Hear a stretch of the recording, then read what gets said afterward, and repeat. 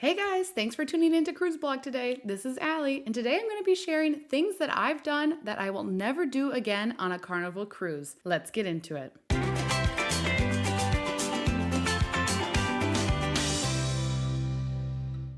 Now, you know that Carnival Cruise Line is known for having the most fun ships at sea. Attracting a young demographic, the cruise line caters to an upbeat, party-like atmosphere on board. The fun starts from the minute you wake up. Additionally, you can find the best sail-away parties and nightclubs at sea. I've sailed on 4 different Carnival cruises in my lifetime. After 4 cruises with Carnival Cruise Line, I feel like I have a pretty good gauge on how I feel about the cruise line. I'm confident in a few things that I will never do again on board one of Carnival's cruise ships. Number 1 is that I will never sail on Carnival Cruise Line's oldest and smallest ships again. After sailing on Carnival Celebration, there's no doubt in my mind that I will only choose to sail on Carnival's newest ships. Gone are the days of having cramped ceilings, excessive amounts of neon colors, and long lines at the buffet. The Excel class of cruise ships, which currently includes Carnival Mardi Gras and Carnival Celebration, is revolutionary for the cruise line. These modern, sleek, and stylish cruise ships are absolute game changers for the Carnival Cruise Line. Until this newest class of ships, Carnival was continuing to build smaller ships compared to the rest of the cruise industry. Carnival then lacked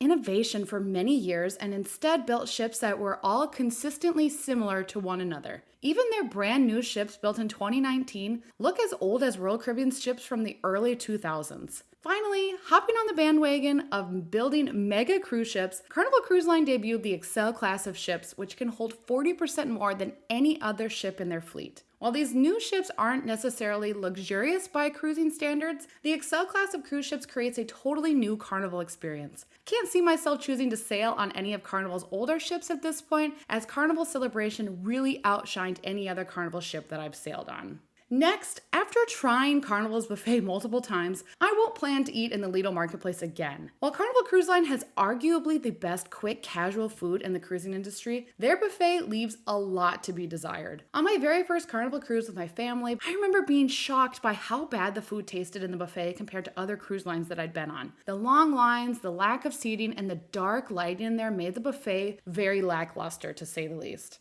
After Carnival started to integrate more dining choices, like Guy's Burger Joint, the need for the buffet has slowly started to decrease. Still, having a decent buffet is pretty much required on any cruise ship because of the convenience and range of food availability. I figured that Carnival Celebration was the best chance for Carnival to prove me wrong, but unfortunately, the Lido Marketplace on board was just as drab as every other Carnival buffet that I've tried. The food choices were limited and everything we tried just tasted bland. When you have so many amazing options like Big Chicken and Blue Iguana, like Guy's Burger Joint, there's no need for me to keep trying the Carnival buffet and let it disappoint me again and again. So I will never plan to eat again at Carnival's buffet unless I absolutely have to, as if it's my only choice. Another thing that I'll never do on an XL class ship is that I will not watch another center stage show in the obstructed stadium seats. If you've sailed on Carnival Mardi Gras or Carnival Celebration, you'll know exactly what I'm talking about here. On board Excel class ships, the Grand Atrium features some really awe-inspiring headliner shows that are performed at center stage, like the Most Magnificent Circus and Celestial Strings. This atrium is outward facing and spans 3 decks, so it's a really large venue. And while the open floor concept creates a very welcoming space, the seating situation is horrible. For 2 of the main headliner shows, we had to sit in these stadium-style seats on the 2nd floor.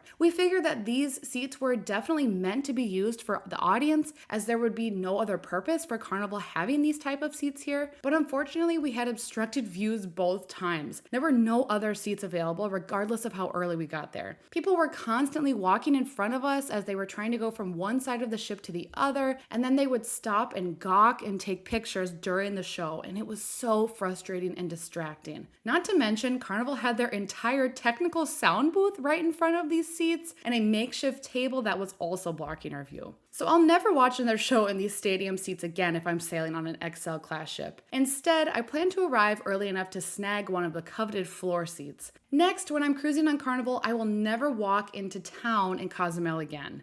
On both of my Carnival cruises this year, we visited Cozumel, Mexico during our Caribbean sailings. The first time visiting this popular cruise port was on Carnival Ecstasy in August, followed by our trip on Celebration in November.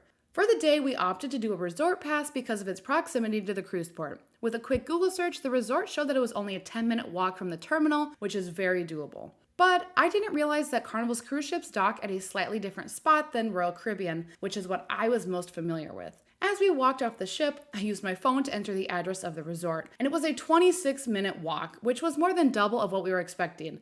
Now, I don't have any issues walking in port, and actually I prefer walking in port, but it was really hot in Cozumel when we visited in August. There are other cruise terminals in Cozumel that are closer to the actual town area and the downtown, but in my experience, Carnival ships mostly don't dock in those convenient places. In the future, I will plan to take an organized excursion or a taxi if I need to go into town somewhere in Cozumel. Given the heat and the surrounding areas, I just think this is the best option.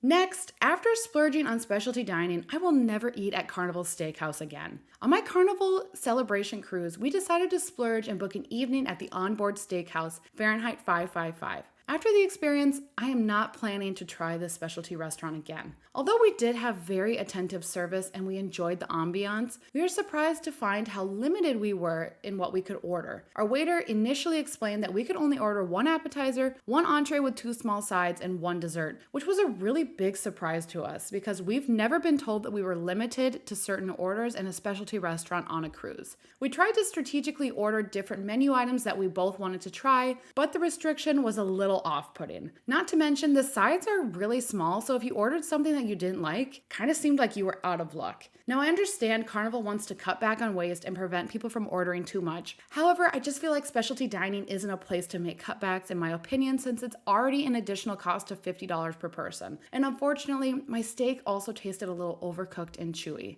Overall, I'm glad we tried the restaurant, but you won't be finding me in the Carnival Steakhouse again. And finally, I'll never wait until the last day of my Carnival cruise to try the onboard thrills. This was a lesson that I learned the hard way. On Carnival Celebration, we had wanted to try the ropes course in the Ultimate Playground, but we opted to put it off a few different times. The ropes course was complimentary and it allowed cruisers to complete an obstacle course above the top deck. On the last day of the cruise, the winds were unfortunately too strong, so the ropes course was shut down because of safety concerns, and Bolt, the roller coaster on the top deck, was also closed off because of the weather. Since we had waited until the last day to try the ropes course, we weren't able to ever do it because that was our last chance. I was relieved that we had done Bolt earlier in the cruise when we knew it was for sure open. It had never occurred to me that waiting until the last day to try something on board, especially something that's weather dependent, is a little risky. I wish we had taken the opportunity to do the ropes course earlier in their cruise when we had the chance to do so. In the future, you won't be finding me putting off activities until the last day of the cruise, but instead I will make it a priority to do it while they're open.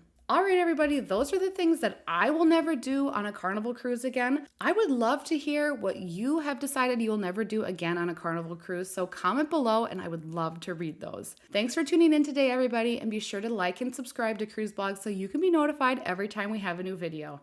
Thanks again and happy cruising.